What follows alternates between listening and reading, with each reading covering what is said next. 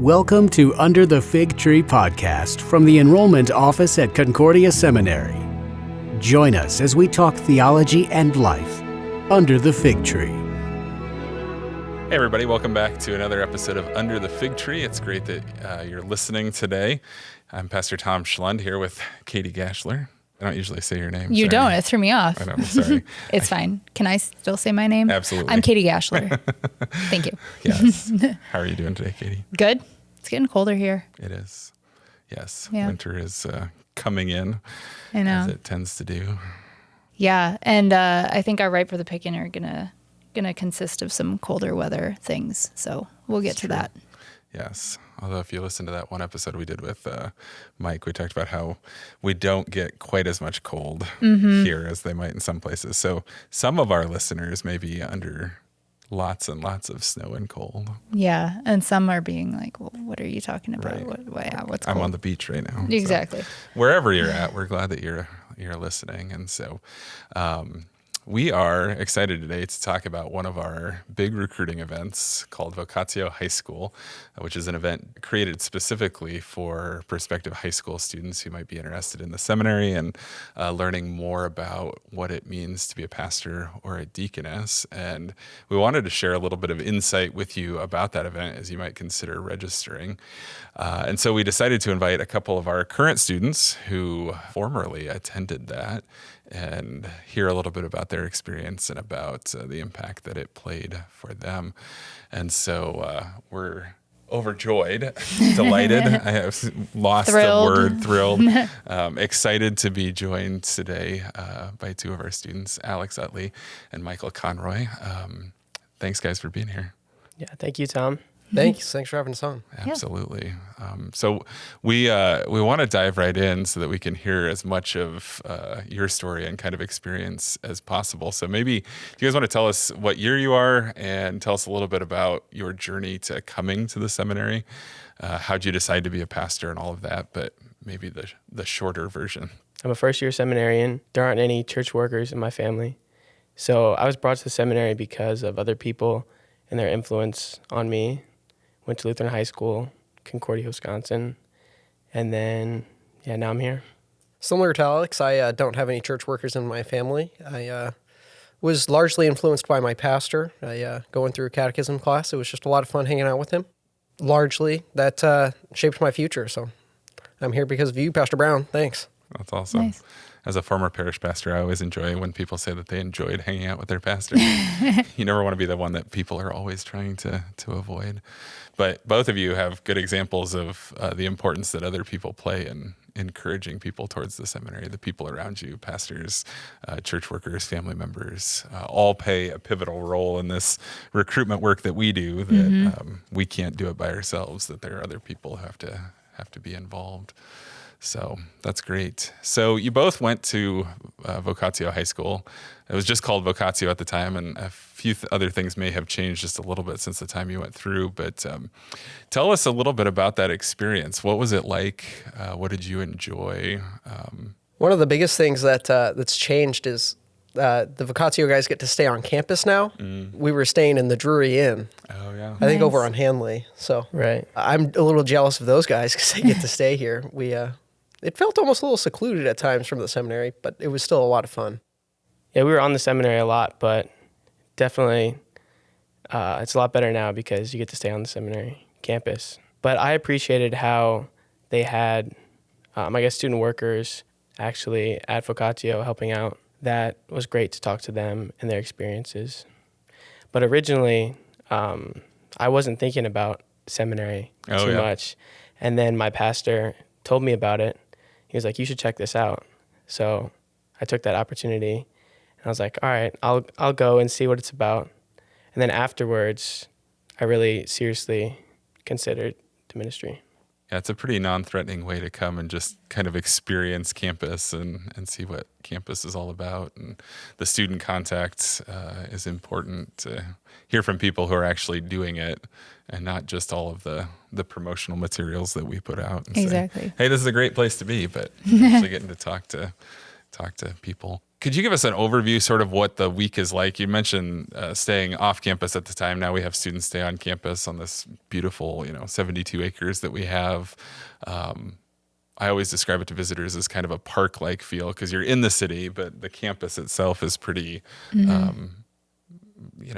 away from everything else and pretty quiet. But what does the week look like for students who come to Vocatio? Much as you remember. It's been a few years, right? I don't remember too well, but I do know we did a lot of time out in the city. We went to the city museum one day. That was loads of fun. I thought it was going to be terrible because it was a museum, but it was actually Surprise. a massive playground. We also went to the zoo one day. We went down to Perry County for a day. Yeah, maybe even twice. For those that don't know, Perry County is like the original site of the original seminary, right? Yeah. So there's a museum and everything there, right? Yep. Yeah, Nice. We got to see the log cabin. We got to play with some old record that supposedly belonged to CFW Walther. At least that's what I remember. Oh, nice. Nice. Did a service project, We did do a service project. built a sidewalk. We In dug Perry a County or hole here? for the sidewalk to be built. Prairie County. Yeah. Nice. One thing that I do remember specifically about coming to Vocatio was I had never drank from the common cup during communion, and that in my church usually we have the little individual cups come first, and then the common cup. Well, we came to divine service on Wednesday, and I see the common cup coming around. I'm like, oh, I guess I have to drink from that.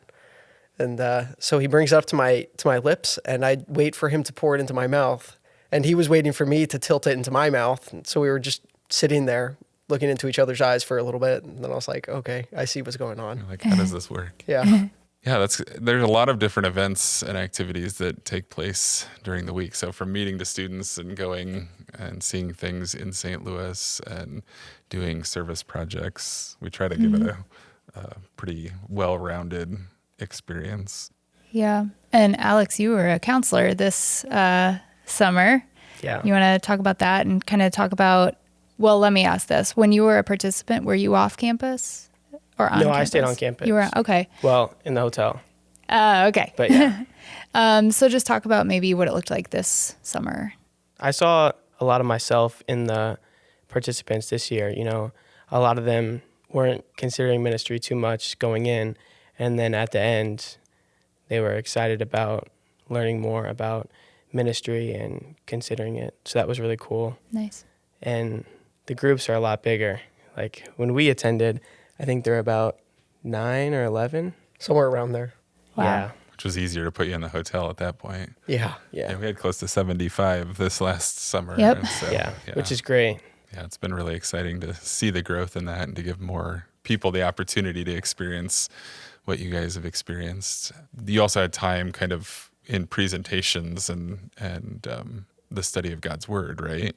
Yeah, and I think that's great because it provides a great opportunity to learn more about the church and about God's Word in different ways because like both of us, we're not fully immersed in that life of, a pastor's kid or church work family. So for people like that, it's great to learn more about the greater church, LCMS, and, what ministry is all about. Who were some of the presenters? Do you remember any of the presenters that were there? Dr. Egger, Dr. Seleska, Paul was there. My husband. Yeah. Who's gracious to help us with lots of events here on Yep. campus. He'll be there this year too as the chaplain. So. Yeah, so a number of our professors that you've named, I think a couple of our pastors from the community. So just a good cross-section, like you said, to hear from different people. If this has not been something that's been a part of your life for forever and ever, getting to hear from our faculty and from other pastors really can give you some good insight into that. Let's see. So the activities this year, you got to go over into Illinois, right? To the camp. Just being exposed to the Naloma camp was great because not everyone knows about that. It was a great opportunity, and we did some team building exercises, games. I saw some videos of trust falls happening Yeah, that trust I'm falls. not sure I would do, but Was everyone appropriately caught? the videos that I saw, yeah, they I have a were. video of Micah Glenn being caught from a very high level. I saw that one too. Yeah. I was nervous. If only we had outtakes or bonus Yeah. features for the podcast. Yeah. So if anyone's listening that has an outtake from this last summer, if it existed, we want to see that. Right. Yeah. That's good. And you guys got to go to a Cardinals game too. We did. Right. That was fun. That's good. So yeah, lots of fun things that happen when you come to Vocatio, and there's been a lot of planning that's gone into this next year's. Yeah, we just started planning as a team, so we're kind of scheduling the people. We're deciding on what activities we're doing. I don't think we're going to a Cardinals game this year, but that's Bummer. okay. Yeah, we'll do something fun. We got a lot of fun things in St. Louis. I think there's been talks of going to the zoo, going to the museums, which are fun, even if they are museums. Yeah, I can't think of anything. We're going to Camp Wartburg again, so maybe we'll get some of those outtake videos. The trust falls. Maybe Katie will finally do a trust fall. Nope, sure won't. When you guys were participants in Vocatio, did you have representatives from the Concordias there when you guys were students? We did, yeah. Okay. How was that? Did you guys get a chance to visit with them? I know you ended up at Concordia, Wisconsin.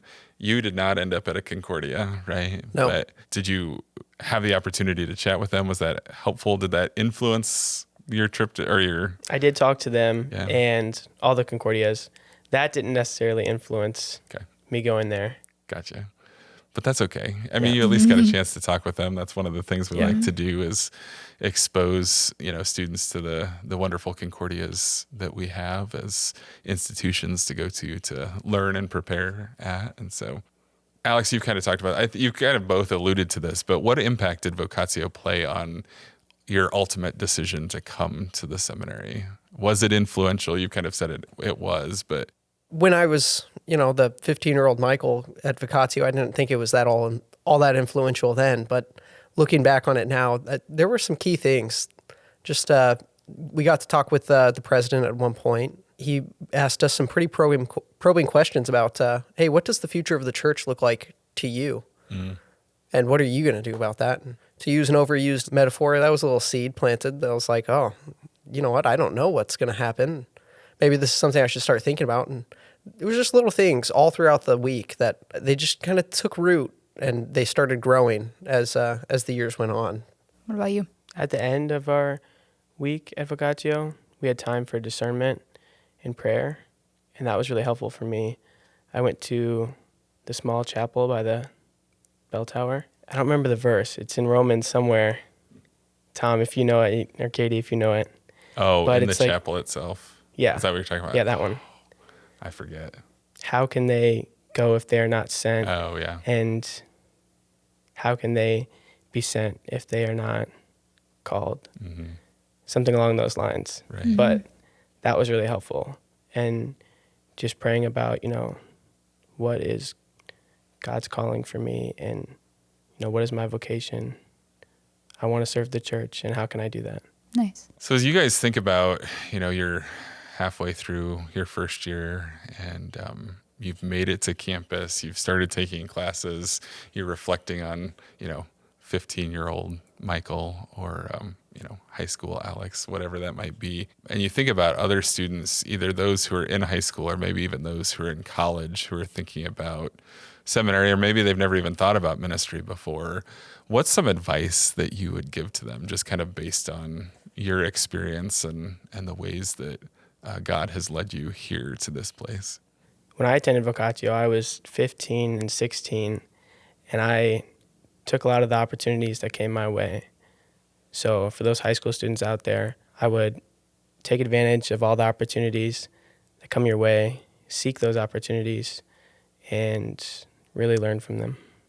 And I recommend, even if you're not thinking about a church work vocation, to go to Vocatio anyways. It's a great opportunity. Even if you don't think that this is what you want to do, it's incredible. You get time to learn more about what it means to be a Lutheran, and specifically what's going on here at the LCMS. And that's just a critical thing that I think we don't talk about enough, and certainly doesn't happen enough in youth development in most churches. Yeah, to reiterate that, you don't have to be thinking about church work to come spend a week with us. We just want to get those 75 high schoolers here and have a good time and maybe to lead to something, but at the very least, like you said, learn more about your church body and make some really good friends too. Yeah, and I think those are both, you got some really great points, and Katie summarized that one really well. I think the discernment piece that you mentioned about having time at the end for discernment really is what this whole process is all about. I think sometimes people feel uncomfortable if they don't have a decision or if they're wrestling with it. Like if they're not 100% sure, they think, well, maybe it's not for me. But this process of discernment is really what we're all here about in the enrollment office, is walking with men and women through that discernment process of as they think about it and as they have different experiences. And so maybe it's with your pastor while you're in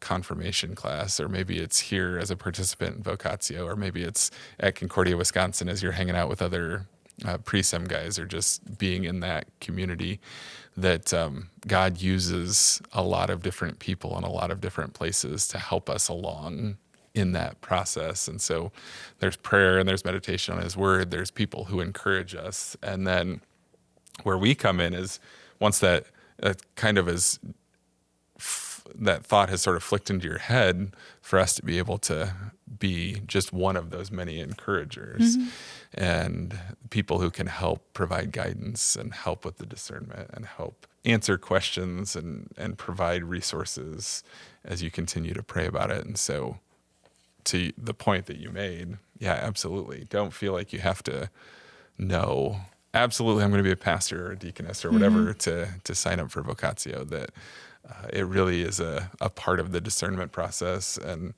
you know, maybe you come and you end up as a DCE or a Lutheran school teacher, or just a great Christian person in your congregation. All of those things are good outcomes too. And we certainly would love to have more people like you who come to Vocatio and then say, hey, I want to come to the seminary and I want to serve the church as pastors. And that is certainly one of our hopes, but it's not our only hope. And so, yeah, it's great that you guys have had that experience, and that you're here and that you're being formed and shaped. I'm going to throw this out there. This was not one of our kind of thought of questions earlier, but what's been some of your favorite things about being at the seminary now? The community. I love being with the rest of my brothers, especially Alex. We got to meet each other during Vocatio, and there was a small group of us, and we kept in contact throughout the years. And getting to be reunited with one of them, it's awesome. I love hanging out with all these guys. That's one of the great things about Vocatio too.